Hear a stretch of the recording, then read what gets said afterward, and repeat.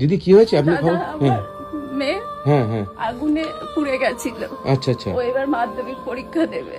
আচ্ছা ও আচ্ছা মোমবাতি জ্বালিয়ে স্কুলের কাজ করছিল, জামায় আগুন লেগে গেছিল। খুব জামায় আগুন লেগে গেছিল? হ্যাঁ আচ্ছা আচ্ছা তোমার জামায় আগুন লেগে গেছিল? হ্যাঁ, ও সার্জারি হয়েছে। এই দেখ গলার থেকে পুরো ব্রেস্ট পেট আচ্ছা আচ্ছা সার্জারি হয়েছে, দুবার হয়ে গেছে। আর একবারও সার্জারি করতে হবে, কিন্তু আমরা আর পাচ্ছি না দাদা। 4 মাস হয়ে গেছে। আমার মেয়েটাকে বাঁচান দাদা, আমাদের সেই সামর্থ্য নেই। আমার হাজবেন্ড একটা কোম্পানিতে কাজ করে, এই বাড়িটাই আছে। যদি আমরা টাকা পয়সা সাহায্য না পাই, বাড়িটা বেঁচে আমাদের পথে নামতে হবে। কিন্তু আমার মেয়ের জীবনটা পড়ে রয়েছে। ও কোন ক্লাসে পড়াশোনা করতে তুমি? 10-এ? আচ্ছা আচ্ছা মানে এইবার মাধ্যমিক দিতে তুমি, তাই তো? তুমি মাধ্যমিক তো আর এই বছর আর দিতে পারবে না।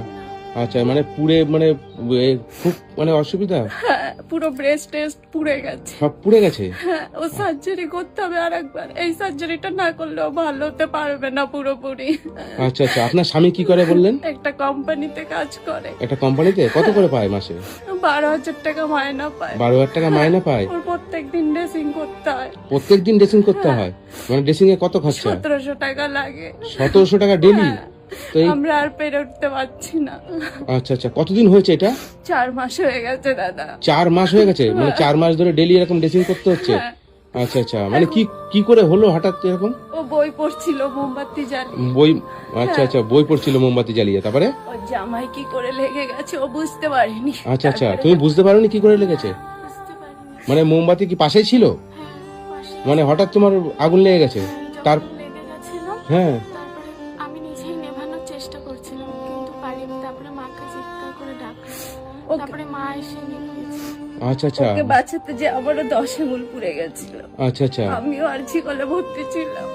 আপনাদের কাছে অনুরোধ, একটু হেল্প করুন। নিশ্চয়ই নিশ্চয়ই দিদি আমি এসেছি যখন নিশ্চয়ই আপনি কিছু সহযোগিতা পাবেন অবশ্যই। আমার বন্ধুরা ভিডিও দেখে।